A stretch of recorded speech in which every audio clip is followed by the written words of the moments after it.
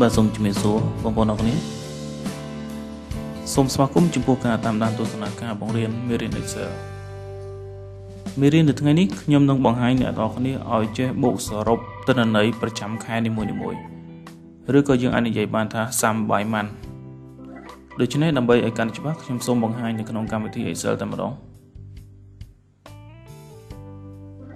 បាទនេះគឺជាតារាងនៃការលក់កុំព្យូទ័រប្រចាំខែនីមួយៗដែលយើងមានខែ January, February, March ហើយនិង April ដូច្នេះខ្ញុំចង់បូកសរុបចំនួននៃការលក់កុំព្យូទ័រប្រចាំខែនីមួយៗដោយមិនគិតទៅលើម៉ាកកុំព្យូទ័រទេតោះឥឡូវយើងទៅមើលការអនុវត្តរបស់អ្នកខ្ញុំឧទាហរណ៍ថានៅកន្លែង cell មួយនេះខ្ញុំសរសេរពាក្យថា month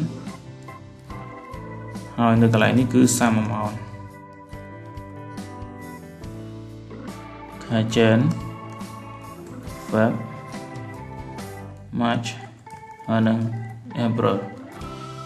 ខ្ញុំសូមដាក់តារាងដើម្បីងាយស្រួលមើលជាធម្មតាដើម្បីចង់ដឹងថានៅក្នុងខែនីមួយៗយើងលក់បានចំនួនប្រមាណគឺយើងត្រូវចាប់ផ្ដើមបូកសរុបចាប់ពីថ្ងៃដើមខែរហូតដល់ថ្ងៃចុងខែអញ្ចឹងមានន័យថាយើងត្រូវរក start date ហើយនិង end date របស់ខែនីមួយៗជាធម្មតាថ្ងៃចាប់ផ្ដើមនៃខែគឺចាប់ផ្ដើមនៅថ្ងៃទី1ឥឡូវខ្ញុំឧទាហរណ៍ខែ1ថ្ងៃទី1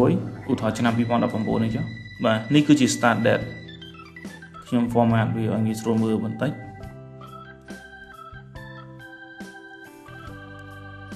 ខ្ញុំដាក់ DD ថ្ងៃត្រី1 M3 ដងខ្ញុំ format វាចេញត្រង់ត្រីបែបនេះដើម្បីឲ្យងាយស្រួលមើលអញ្ចឹងយើងរកឃើញហើយការបច្ឆាចាប់ផ្ដើមសម្រាប់ end date តើយើងត្រូវធ្វើដូចម្តេចដើម្បីដឹងថាខែមួយណាដាច់30ខែមួយណាដាច់31ពេលណាដាច់28ពេលណាដាច់29ដើម្បីរកថ្ងៃដាច់ខែខ្ញុំមានរូបមន្តមួយស្មើ EO month អញ្ចឹងនៅពេលយើងវាយបញ្ចូលពាក្យថា EO month ហើយបើករងកញ្ចក់ argument នៅខាងក្រោមនេះគឺវាបង្ហាញពាក្យថា start date ខ្ញុំ select start date នៅលើ cell មួយនេះបន្ទាប់មកខ្ញុំចុច comma មួយមកដល់ចំណុចម៉ាន់នេះខ្ញុំវាយលេខ0មានន័យថាខ្ញុំរាប់នៅក្នុងខែបច្ចុប្បន្នប៉ុន្តែប្រសិនបើខ្ញុំវាយលេខ1មានន័យថាខ្ញុំបូកបន្ថែមមួយខែទៀតខ្ញុំឧទាហរណ៍ខ្ញុំបិទរង្វង់កញ្ចក់ខ្ញុំសូម format ឲ្យដូចខាងលើនេះចុះខ្ញុំចុចលើ format painter នេះអញ្ចឹងមានន័យថាឃើញថ្ងៃទី28ខែកុម្ភៈមូលហេតុអីបានជា end date នេះឃើញថ្ងៃ28ខែកុម្ភៈគឺដោយសារតែរូបមន្ត EO month នេះខ្ញុំបានបូកបន្ថែមមួយខែអញ្ចឹងដើម្បីឲ្យឃើញខែបច្ចុប្បន្នគឺខ្ញុំត្រូវវាយលេខ0រួចខ្ញុំចុច enter អញ្ចឹងការបច្ឆេទដាច់ខែនៅក្នុងខែ1គឺដាច់ថ្ងៃទី31ឥឡូវយើងមកមើលតារាងរបស់យើងវិញខ្ញុំដាក់ពណ៌លឿងចុះនៅក្នុងខែនីមួយៗយើងមានលក្ខខណ្ឌ2គឺថ្ងៃចាប់ផ្ដើមនិងថ្ងៃបញ្ចប់ដូច្នេះដើម្បីបូកសរុបទិន្នន័យគឺយើងត្រូវប្រើរូបមន្ត sum if min s តោះឥឡូវខ្ញុំកណនាឲ្យមើលអញ្ចឹងនៅក្នុងខែនីមួយៗគឺយើងមាន start date និង end date អាចរកបានប៉ុន្តែប្រសិនបើយើងវាយបញ្ចូលខែតែអញ្ចេះគឺអត់អាចកណនាបានទេដោយសារតែវាជា text អញ្ចឹងតើយើងត្រូវវាយបញ្ចូលដូចម៉េចគឺយើងត្រូវវាយថ្ងៃចាប់ផ្ដើមខែ1ថ្ងៃទី1 2019ឲ្យវាចេញអញ្ចេះខែ2ថ្ងៃទី1 2019ខែ3ថ្ងៃទី1 2019ខែ4ថ្ងៃ1 2019មានន័យថា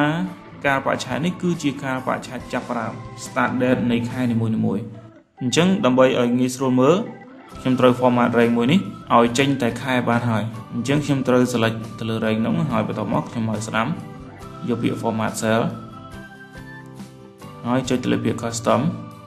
នៅត្រង់ចំណុច tab នេះខ្ញុំវាយពាក្យថា M ខ្ញុំនៅពេលដែលខ្ញុំវាយអក្សរ M 3ដងគឺវាបង្ហាញតួអក្សរខែតែ3តួទេហើយសម្រាប់ថ្ងៃទីហើយនឹងឆ្នាំខ្ញុំអត់បំពេញទេខ្ញុំវាយតែប៉ុណ្ណឹងរួចចុច OK នោះខ្ញុំនឹងទទួលបានគឺចេញតែខែទេជាក់ស្ដែងយើងមើលកន្លែងនេះយើងឃើញតែខែទេ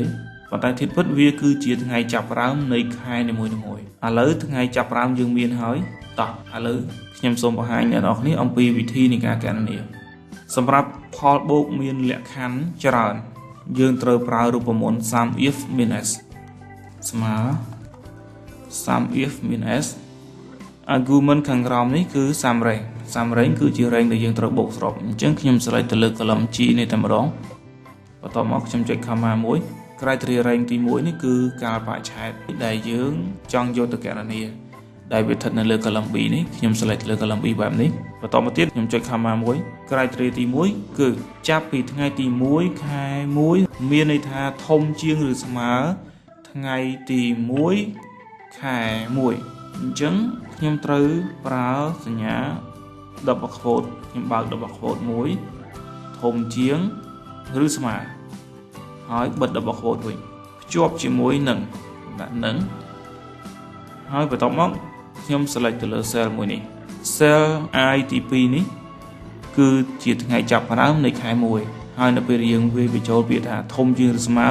គឺមានន័យថាធំជាងឬស្មើថ្ងៃទី1ខែ1នេះគឺជាលក្ខខណ្ឌទី1បន្ទាប់មកខ្ញុំចុច comma មួយវាបង្ហាញពាក្យថា criteria rank ទី2អញ្ចឹងខ្ញុំ select ទៅលើ column B ដដែលបន្ទាប់មកខ្ញុំចុច comma មួយទៀត criteria ទី2លក្ខខណ្ឌទី2គឺថ្ងៃដាច់ខែនៃខែ1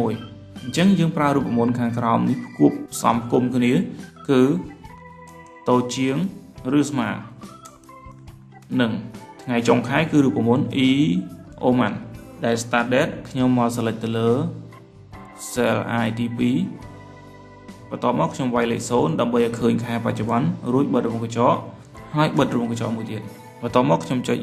enter បាទនេះគឺជាលទ្ធផលនៃការលក់កុំព្យូទ័រនៅក្នុងខែ1ខ្ញុំ format វាឲ្យចេញកាត់ខ្ទង់ខ្ញុំបានខែ1ហើយ